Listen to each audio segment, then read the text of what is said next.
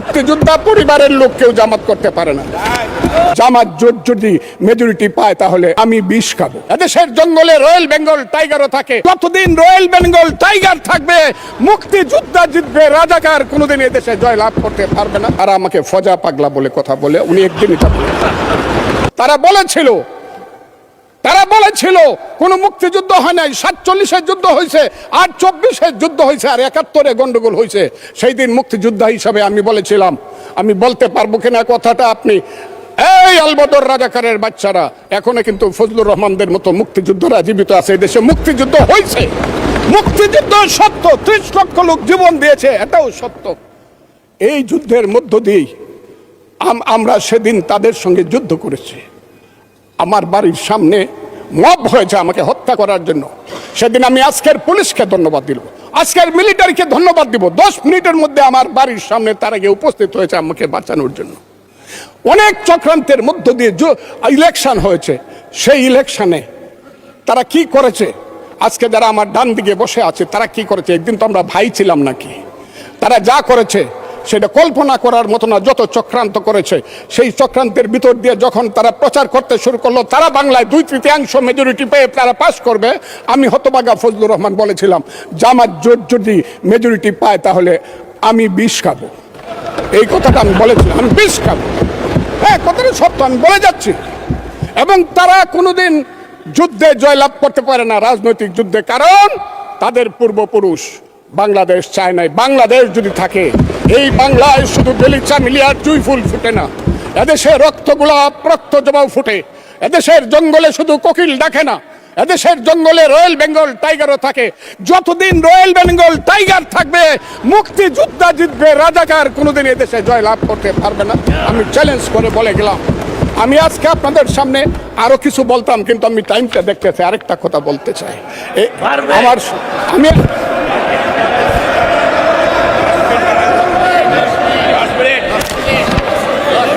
আমাকে 5 মিনিট সময় দেন, আমি শেষ করে ফেলবো।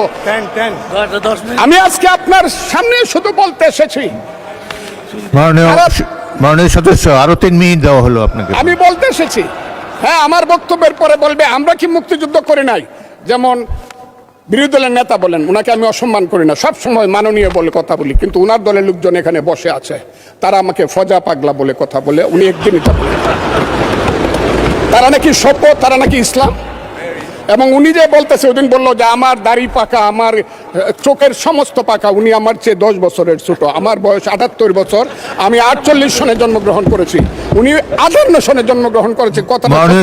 মাননীয় সদস্য, আমি ওনাকে, আপনাকে কেউ এই ধরনের উক্তি করেছে আপনার সম্বন্ধে? এরকম তো সংসদে কেউ বলে নাই তো। এরকম না, বলছি করেছে। আপনি কেন নিজে টেনে করেছে আছে এখানে উপস্থিত। আমি আজকে আপনাকে বলতে চাই, বলতে থাকেন, আপনি বলতে থাকেন। আচ্ছা, আমি যে কথাটা বলতে চেয়েছিলাম, বিরোধী দলের নেতা বলেছেন উনি মুক্তিযোদ্ধা পরিবারের লোক এবং উনি শহীদ পরিবারের লোক এবং উনি জামাত ইসলাম করেন, এটা ডাবল অপরাধ। মুক্তিযোদ্ধা পরিবারের লোক কেউ জামাত করতে পারে না। আর শহীদ পরিবারের লোক, শহীদ পরিবার। মাননীয় সদস্যবৃন্দ, ওনাকে বলতে দেন।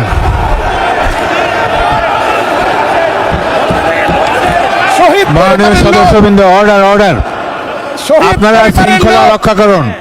মাননীয় সদস্যবৃন্দ, সংসদে শৃঙ্খলা রক্ষা করুন। মাননীয় সদস্য ফজলুর রহমান, আপনি শেষ করুন, কষ্ট পাইতেছেন, বক্তব্য শেষ করুন। আমি আবারও বলে রাখলাম, শহীদ পরিবারের লোক তো জামাত করতেই পারে না, আর জামাত করলে ডাবল অপরাধ করতেছে। 2, তাহলে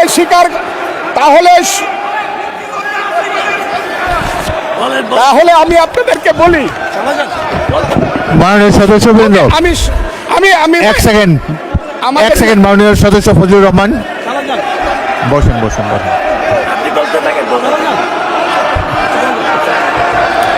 আমি আপনাদেরকে মাননীয় সদস্যবৃন্দ, আশা করতেছি। মাননীয় সদস্যবৃন্দ বসুন, কিন্তু আমার গলা, সংসদে শৃঙ্খলা রক্ষা করুন। ওনার গলা, আমি কিন্তু ওনাদেরকে খারাপ কিছু বলি নাই। বসেন। মাননীয় সদস্য ফজলুর রহমান, মাননীয় সদস্য ফজলুর রহমান, আপনি একটু অপেক্ষা করুন। আপনি বলতে থাকেন না। মাননীয় সদস্যবৃন্দ, আমি কাজী আজকে নজরুল ইসলাম, আপনাদেরকে প্লিজ সিট জিজ্ঞাসা ডাউন, করি, প্লিজ সিট ডাউন, আমি বলছি প্লিজ মাইলর, সিট ডাউন। এই যে দেখেন তারা বসুন, কি বসুন। ধরনের- বসেন। তারা- তারা কি ধরনের আচরণ করছে? আচ্ছা, আজকে তাদেরকে জিজ্ঞাসা মাননীয় করি, সদস্যবৃন্দ, তাদেরকে আমি মাননীয় তাদেরকে সদস্যবৃন্দ, জানতে চাই, একটু মনোযোগ তাদের দিয়ে আমার পূর্বপুরুষ- কথাটি শোনার চেষ্টা করুন। বসেন ভাইয়া। মাননীয় সদস্যবৃন্দ, কাজী নজরুল ইসলাম, বসুন, আমি আজকে এই- বসুন, বসুন। এই কথাটা স্পিকারের বলতে কথা বাধ্য শোনার চেষ্টা হচ্ছি। করুন। এই কথা মাননীয় সদস্যবৃন্দ, একটা কথা আপনারা মনোযোগ দিয়ে শুনেন। সংসদে প্রত্যেক সদস্যের, ফজলুর রহমান একটু ওয়েট করেন, একটু ওয়েট করেন। ছিল মাননীয় সদস্য ফজলুর রহমান ওয়েট করেন। Hold on for a second. একটু অপেক্ষা করুন। আমাদের নেতা জিয়াউর রহমানকে পাইলো এরা হত্যা করতো 16ই ডিসেম্বরের আগে। মাননীয় সদস্য ফজলুর রহমান অপেক্ষা করুন। আমার শেষ, আমাকে Hold on for 2 minutes. দেখেন ডিস্টার্ব, আমি আর তাদেরকে বল মাননীয় সদস্যবৃন্দ, এটি বাংলাদেশের জাতীয় সংসদ। এখানে প্রত্যেকেই নির্বাচিত হয়ে এসেছেন, প্রত্যেকেরই এখানে